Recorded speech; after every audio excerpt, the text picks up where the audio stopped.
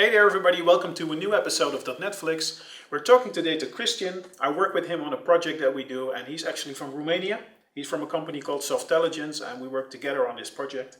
So maybe you can introduce yourself and tell the people what you're going to do today, because I think you're going to do something with IdentityServer, so that's really cool. And security. So take it away. Yeah, thank you. I'm Cristian Stroe. I'm from Softelligence. As I mentioned, it's a company from Romania. And today I'm going to talk you through some real cool stuff from IdentityServer 4, which is based on OpenID Connect and OAuth 2. Also is .NET Foundation project. Okay, and so open source and you can contribute if you would like. Stuff. Yep. And also it's OpenID Connect certified, so it matches the protocol as expected. Okay, cool. Shall we? Yeah, just dive in. Some stuff. Dive in. We're very interested. Great. Okay, I also have some slides. So let's look at how systems usually work. So you have a client who opens a browser that calls a web application, which in turn calls a web API, or also it could call this API on behalf of this user. Also native application and server application also can talk to APIs. They also can talk with the API on behalf of this user. So, well, if we would go a step further and add some token service endpoint in between, you would see all these well-known protocols that are used for authentication. Same thing, but with the tokens and everything. And well, we can have a brief look at how IdentityServer works and what the terminology is of the things that we're going to use today. Okay. And then we can look at the source code. And this is basically for identifying and authorizing and authenticating end users to an application, right? Yep. Okay. Yeah. So we have users. Yeah, they can use an application, and these users have an identity. So what usually happens when user open one of these applications, then a request is done to the identity server to request an identity token, or an identity token and an access token. So the identity token, usually it's the bare minimum information about the user, so you can identify the users, like a subject and stuff, ID of the user and minimum information. And when you talk about this information, are those claims? Is this a claim-based system? Yeah, exactly. Okay.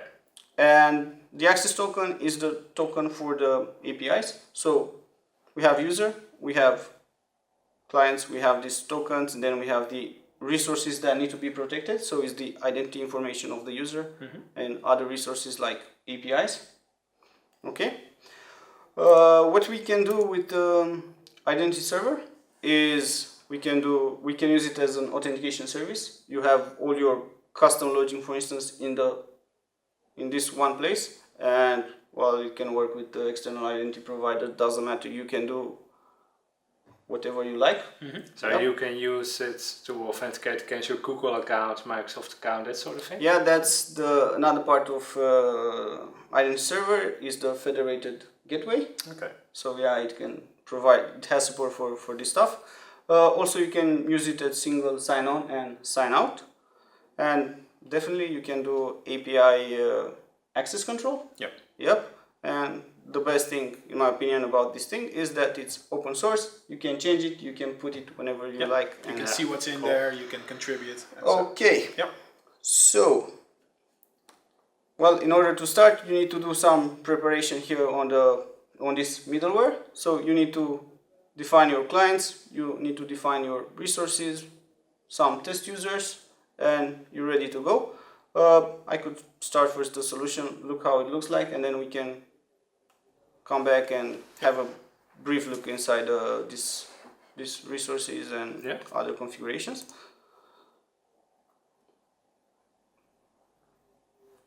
So we're starting the server itself. And let's start one of the websites that we're going to use to authenticate through this service. So this is Utrecht. I picked some lovely city name from here.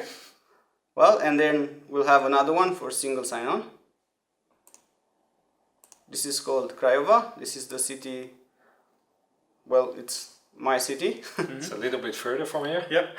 Yep, just a few thousand kilometers. Couple Yeah. of hours by train or plane. Yeah.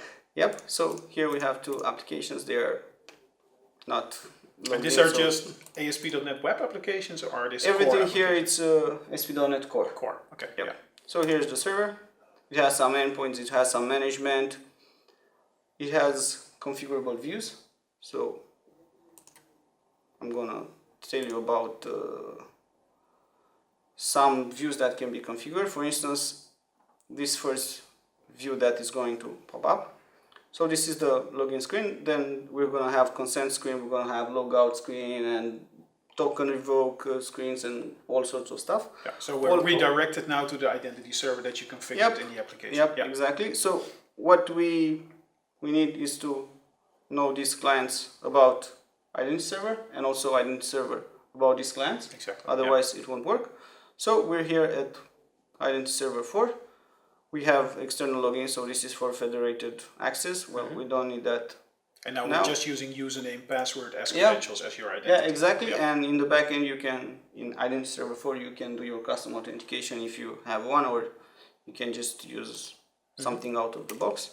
So we log in, and well, we're presented with a consent screen. Yeah. So it says the name of the client who's requesting the permission.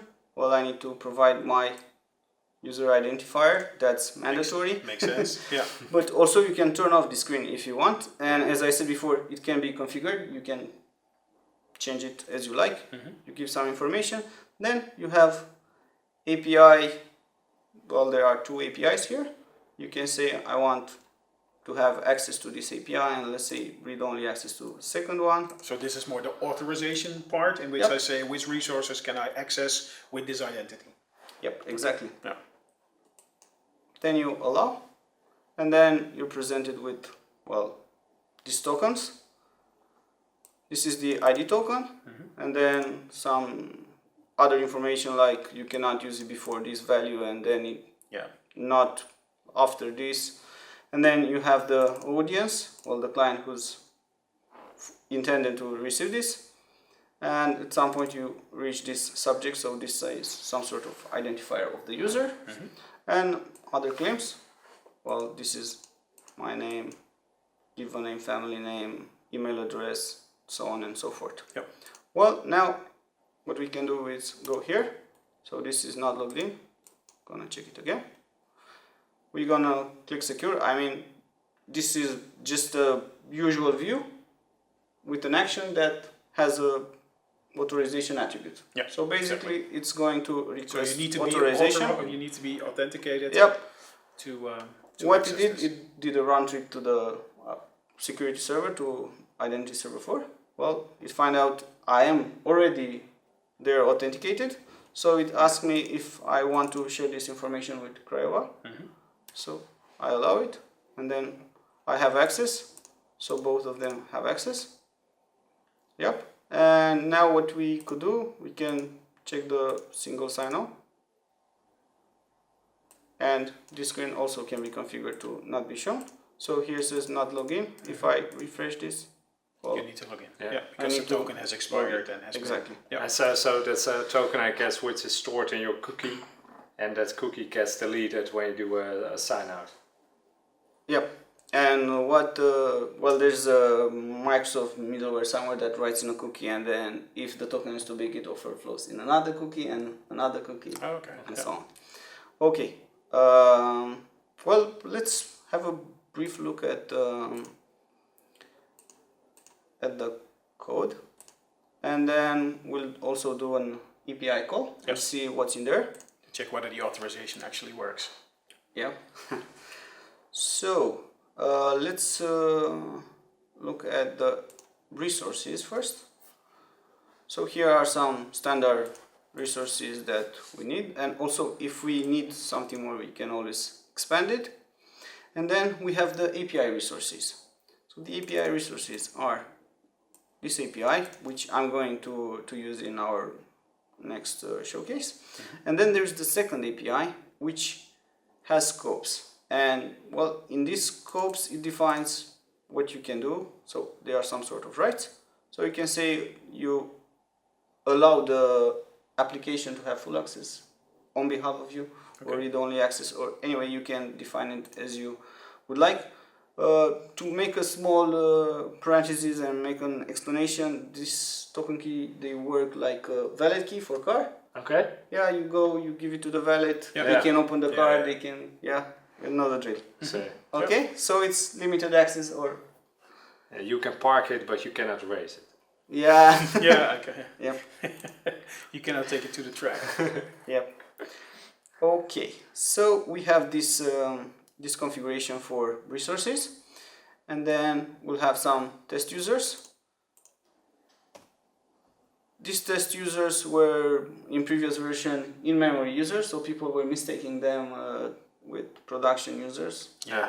So they had to be, the name of this class had to be changed, so user won't use it as production implementation. So here just a user with some claims that we can see there. And then we have the clients. The clients are the applications, so this is Utrecht. Well, it has an URL and then some redirect URLs for stuff like sign in, sign out, and so on and so forth. And then the scopes that this application is allowed to request. So here are the usual OpenID stuff, profile, email, and then the API. And then, of course, for the second client, in order to make it work in a single sign-on scenario, I had to configure it here as well. Yep.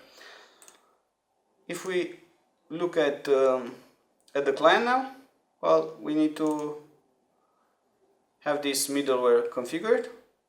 We say we use this OpenID connect options. And in order to use this, do I need to get some kind of a NuGet package or something? And is that a Microsoft package or is it an IdentityServer package? You get the IdentityServer package, and that contains the malware to do this. You should be fine. Cool. And what we are requesting, we need the ID token to authenticate and authorize the user on this website, but we also want the access token in order to be able to access the web API. Okay, and the scopes that this application is requesting are here all, so the user can select from them and only provide access to the ones he feels comfortable for this application to use on his behalf. Yep. Now we could do a API call and it crashed for some reason. Probably the API is turned off. It's a good reason. Yep. So it's secure. You can't call it. Okay, let's go back here. So yeah, I'm still logged in here and I'm calling the API. So what we get here, it's also a token, and aside from what we saw there, we have these scopes. So profile, email, and then the API 1, API 2, full access. Yep. So what we could do in the API is just roll a authorization attribute. You make it custom. You could, for instance, move these scopes and transform them into roles, and then it will do it automatically for you. It will check it. Yeah. So this is actually information that you can use in your application to do authorization. Exactly. Do stuff to make sure that you handle access to resources for certain users. Exactly. Everything from here is in user claims, so it's automatically set there. Then you can do whatever needs to be done. Cool. In order to make it work. So what you need to do from the perspective of a client that calls the application, you need to, if you look at the controller here, you need to pass in the access token. Yep. You can get it from the user. Well, in order to, for the client of this application, the web API, to get the token, you need to put it as a bearer token. I have here some code, and here is the bearer token. You just specify it, and then another great thing is that you don't need to configure any of this. You just put the initial setup and then everything is going to be managed automatically. The clients will talk with the identity service, and it will do all the steps. It will take all the necessary actions in order to make this work smoothly. So here I just have some configuration about the origins of the call, and of course always the authority, which is set on all the clients, so they know this is the trusted place where from I can get my tokens and my information that I can use for authentication, authorization. And definitely what needs to be included is the name of this API. So this is an API resource. If we go back here, we're gonna see it in the resources. Yep. If there's a mistake, definitely it won't work because it won't recognize it. Okay, so that's about it in terms of how this thing works. You can also, let's say, if you would like to have a server process, a Windows service, well, that we need to request a token, and then that token, well, you can get a token that expired, or you can get, if it's a long-running process, you could get a refresh token that will never expire, or will allow you to get new tokens all the time. Yeah, you need to be careful with that. Yeah, so... Okay, but it basically supports all the different OAuth flows. Exactly, yeah. Great. So it combines both OAuth and OpenID Connect, and I think it does great stuff. It really manages a lot of complexity for you. Yeah. This is not really hard to do if you know stuff you need to do in the code and in the API.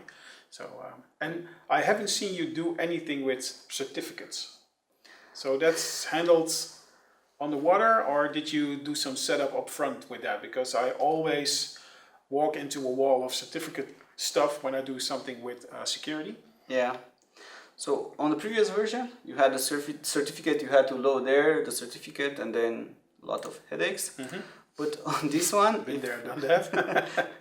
So with this version 4 of IdentityServer, that's all been made better. Yeah, and if I'm not mistaken, this call is going to create a random certificate for you and do all the setup. Cool. So it's easier. Well, it's improved from the previous version, definitely, and does all this stuff. But I guess makes it easier. You might want to change that when you're going into production, right? Exactly. Yeah, of course. Yeah. And also now the tokens are being saved in cookies, so that can also change. Yep, and other things that have changed, for instance, the identity resources, they were used to be called scopes. Everything was called the scope, exactly like, if I'm not mistaken, OpenID Connect. So they had to change because a lot of users were complaining. I mean, developers who were confused. Okay. Nice. Well, thanks for this overview. I thought it was very nice and very usable. This makes sense. So I hope you guys also enjoyed it, and that you have been inspired to start working with IdentityServer when you do some security on your application. And this also works with ASP.NET, of course, not just with Core, but definitely. So you can use it. And I hope to see you on the next episode of dotnetFlix. Bye-bye. Bye. Bye-bye.